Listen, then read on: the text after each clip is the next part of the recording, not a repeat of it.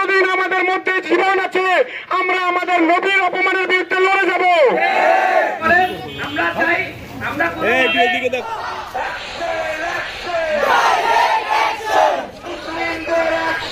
এরপরে আর একটা যদি বার্তা আসে আমাদের প্রিয় নবীকে নিয়ে, আমরা কাউকে ছেড়ে দেব না, আমরা কাউকে ছাড় দিব না।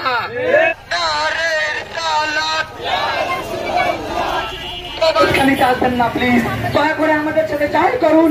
আমাদের পণ্ডিত, হিন্দু পণ্ডিত আমাদের নবীকে যে কূটনৈতিক ভাবে অপমান করেছে, আমরা সেই মুসলমান সেই দাবিতে আজকের এই প্রতিবাদ সমাবেশ এবং বিক্ষোভ মিছিল। এটা বলা হয়েছিল রাজাকার, আমরা পাকিস্তান পালিয়ে যাই নাই, আর যাদেরকে আমরা ভারতের দালাল বলেছিলাম তারাই আজ ভারতে পালিয়ে আছে, ভারতে বসে বসে আমাদের কলিজাকে আঘাত করছে, নতুন নতুন ষড়যন্ত্রে লিপ্ত হচ্ছে। আল্লাহ ছাড় দেয়, ছেড়ে দেয় না। নারায়ে তাকবীর, আল্লাহু আকবার, নারায়ে তাকবীর।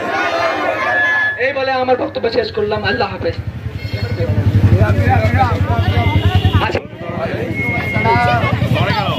সবাইকে প্রথমে ধন্যবাদ জানাই আমাদের সমাবেশে আমাদের সাথে যোগাযোগ করার জন্য। আমাদের শান্তি আছি, আপনারাও শান্তিভাবে থাকেন, আমরাও শান্তিভাবে। আচ্ছা, আরো কেউ এখানে কিছু বলতে চাবা? কেউ যদি বলতে চান অনায়াসে বলতে পারেন। আমাদের সবারই আবেগে আমরা যারা এখানে উপস্থিত হয়েছি, এক জায়গায় সবাই আসছি, এক জায়গায় ছোট্টবাসী এক হইতে পারছি। আগামীতে জয় দরকার হয় আমরা সব জায়গায় অবস্থান করবো ইনশাল্লাহ। আমাদের বিক্ষোভ সমাবেশ চলতে থাকবে। আমরা যারা এখানে চলে আসছি সবাই সবাই যাদের বড় ভাই ছোট ভাই সবাই আসছি, সবাইকে অসংখ্য ধন্যবাদ। আমাদের এক জায়গায় চলে আসছে, আমরা আসলে অনেক ভালোবাসি। ভারতকে কিছু আলটিমেটাম দিতে চাই। আমরা তাদেরকে বলতে চাই, তারা যদি আমাদের সাথে লাগতে চায়, তারা যদি আমাদের সাথে মাঠে আসতে চায়, তারা আসতে পারে। মুসলমান কাউকে ভয় পায় না, মুসলমান শহীদের জন্য সার্বদা রেডি। আপনারা মুসলমানদের সাথে লাগতে আসবেন না। মুসলমানরা নিজের শহীদতাও জানে, অন্যের গলা কাটতেও জানে।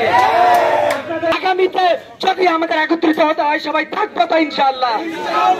সবাইকে এই বলে শেষ করছি আমাদের সকল কর্মসূচি, এবং আমরা আগামীতে সকলের অংশগ্রহণ কাম্য করতেছি এই বলে আমরা শেষ করলাম। এবং আমাদের যে ছোট আপুগুলো আছে আমাদের,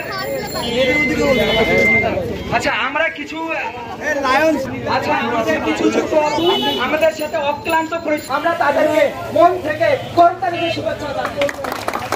তারা কাহিনী দেখতেছে, তাই হোক নারায়ে তাকবীর, নারায়ে তাকবীর। তো আমরা এখানে শেষ করছি আমাদের বক্তব্য। আল্লাহ হাফেজ, আসসালামু আলাইকুম রাহমাতুল্লাহ। আচ্ছা, আমরা সকলের দৃষ্টি আর 1 মিনিটের জন্য আমরা এক হইতে পারি। মুসলমান গায়ের যতক্ষণ রক্ত থাকবে সবাই এক হয়ে লড়াই করবো ইনশাল্লাহ।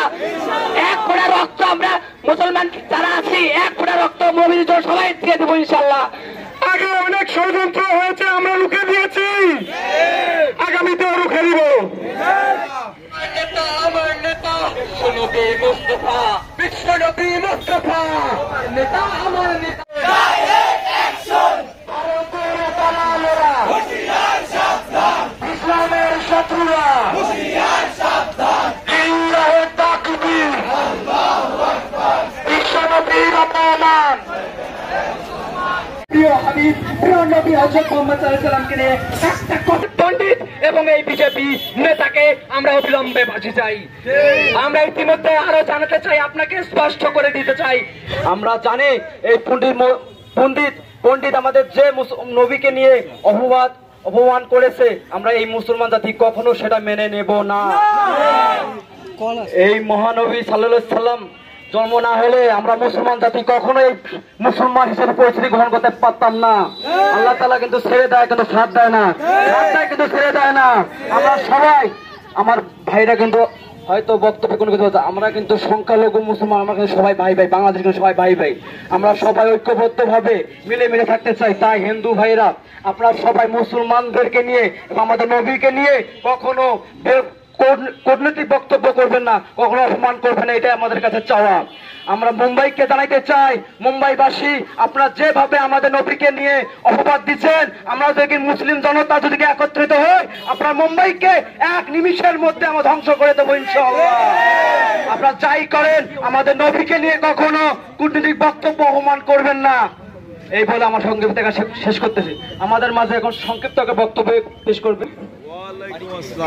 পরিশেষে সর্বপ্রথম বলতে চাই যে আজ অনেক মন খারাপ, কারণ যখন নিজের চোখের সামনে দেখতে পারি নিজের কলিজার মধ্যে আঘাত হানা হচ্ছে, তখন আর ঘরে বসে থাকার সুযোগ নাই আমাদের।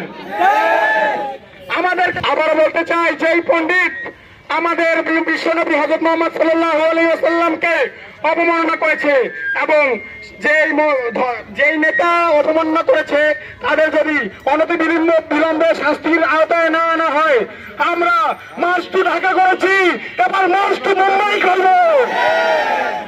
এই বলে আমি আমার বক্তব্য সংক্ষিপ্ত শেষ করছি। আসসালামু আলাইকুম। গোটা মুসলিমবাসীকে তাদের অন্তরে আঘাত দিচ্ছে সবাইকে, ঠিক আছে? আমরা চাই, যুদ্ধ করতে চাই না, কোরআন শরীফে লেখা আছে সুষ্ঠু সমাধান করতে চাই, আমরা তাদের বিচার চাই। তারা এই কাজটা কেন করছে